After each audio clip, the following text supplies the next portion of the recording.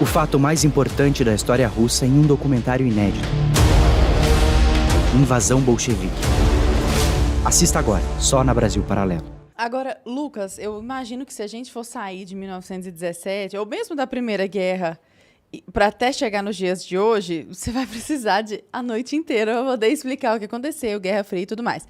Mas já que você falou do ciclo civilizacional, e nós começamos o nosso podcast falando que 1917, o entendimento de 1917, e nós já entendemos aqui no podcast, nós entendemos como que desagou ali.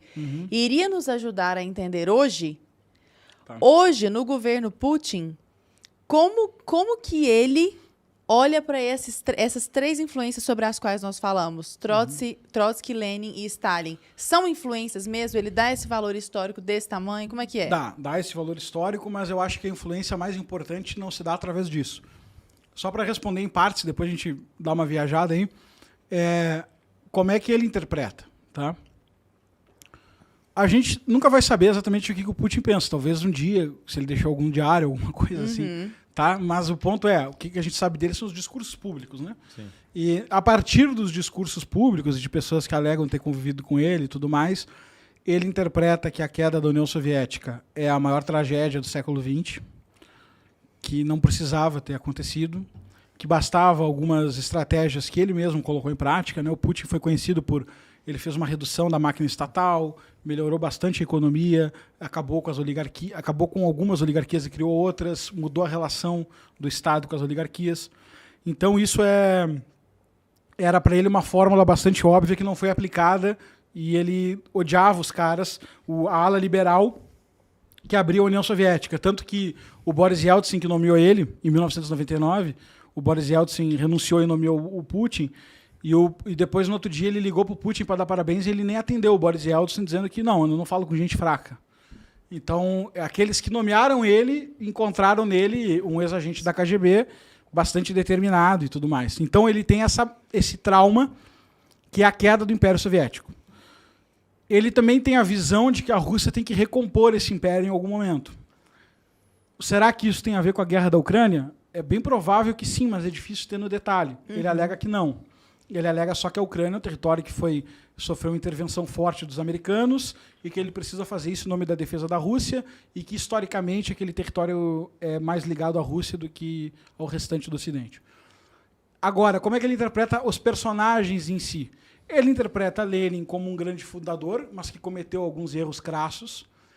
São eles os principais do estabelecimento de estados satélites, que é basicamente a fundação da Ucrânia, da Polônia, não, a Polônia é bem mais antiga, da Ucrânia, da Lituânia, Estônia, Letônia, Geórgia, etc., que ele acha que era para ter sido território russo, mas a União Soviética criou a lógica de estados satélites para botar subgovernantes nesses lugares. Ele entende isso como um erro. Ele aparenta ter uma admiração... Isso é por uma dificuldade histórica do Império Russo de administrar essas regiões, né? Isso, povos diferentes, etnias diferentes, costumes diferentes. Dá o poder pros caras, mas vocês são dos nossos. Isso, eu mando em um e tu manda neles. Sim, sim. Essa era a lógica. Mas ele interpreta isso como um erro que veio a determinar essa libertação desses países pós-91. Né? Sim, lembrando que a queda da União Soviética tem tudo a ver com a revolta dos países do leste europeu. Isso. É porque e não a ver com outras coisas que dizem. Sim, falam muita coisa. Na verdade, os países do leste europeu começaram a criar uma confusão imensa. Para você pacificar um país era uma desgraça. A Rússia usou mais tropas para controlar a República Tcheca numa revolta dessa que está usando agora na Ucrânia. Isso, exatamente. Então, era muito difícil controlar. Quando estouraram várias revoltas ao mesmo tempo, ninguém mais conseguia segurar aquilo. Daí veio toda a confusão. Exatamente. Então, ou seja, esse motivo faz ele interpretar que a revolta desses estados satélites foi um erro cometido pelo Lenin lá atrás, na composição da União das Repúblicas Socialistas Soviéticas. Certo. O Stalin, ele aparenta ter uma admiração bem forte. Ele sabe que existe um risco de opinião pública dele remeter ao Stalin como um grande líder ou qualquer coisa do tipo. Então, o que ele faz? Polêmica. Ele sempre se refere aos períodos que Stalin estava no poder como grandes momentos da Rússia, em vez de falar de Stalin. Ele fala, porque quando nós vencemos a Grande Guerra Patriótica, quando nós vencemos a Segunda Grande Guerra Patriótica, quando nós demos a guinada de industrialização do país, nos planos quinquenais que nós produzimos mais... Ele fala sem falar, né? Ele fala sem falar, tá? E tem uma coisa muito interessante, que as pessoas hoje... Ou as pesquisas são falsas, mas eu acho que não são, tá? que basicamente hoje 51% dos russos apresentam uma visão simpática a Stalin. Então, Cara, que loucura é isso. muito louco, Meu tá? Deus Mas do céu. isso tem um livro que eu acho maravilhoso, chamado O Novo Homem Soviético, de uma jornalista chamada Svetlana Alexievich, que ela entrevista várias pessoas que viveram na União Soviética, que estão vivendo pós-União Soviética, e ela contrasta a percepção, qual é a diferença. E aí tu vê que o ser humano ele é diferente, ele mesmo tendo passado por tudo aquilo, ele interpreta a própria história dele. Então a história dele é tingida de nostalgia. Sim. Então, por exemplo, tem uma senhora que dá um depoimento que eu sempre cito, que é ela sentia falta de ter apenas uma pasta de dente que ela recebia do governo. Sim. Ela achava um absurdo ter que ir num supermercado e ter que escolher entre várias pastas de dente. Sim. Ela falava assim, por que Era que mais não, fácil, né? por que Que não faz que nem antes frescura. que o partido dava pasta de dente, entendeu? Que era até mais gostosa. Então, mas eu pego esse exemplo porque ele é bem simplório. Tem outros exemplos mais grandiosos. Só que isso mostra como a história vai conversar com a tua vida.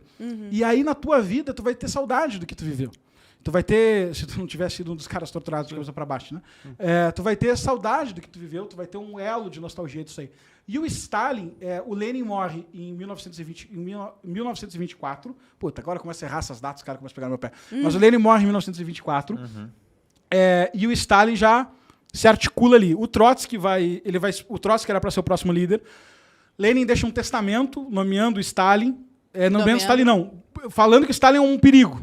Tá? Algumas pessoas colocam em dúvida a existência histórica desse testamento, tal, mas o ponto é que a narrativa é que o testamento existiu. Se era o Lenin que escreveu, foi outra história. Mas nesse testamento, o Lenin fala assim, cara, Stalin é um perigo. Se liguem, tem que tirar o poder desse cara. Stalin tinha virado o RH do partido.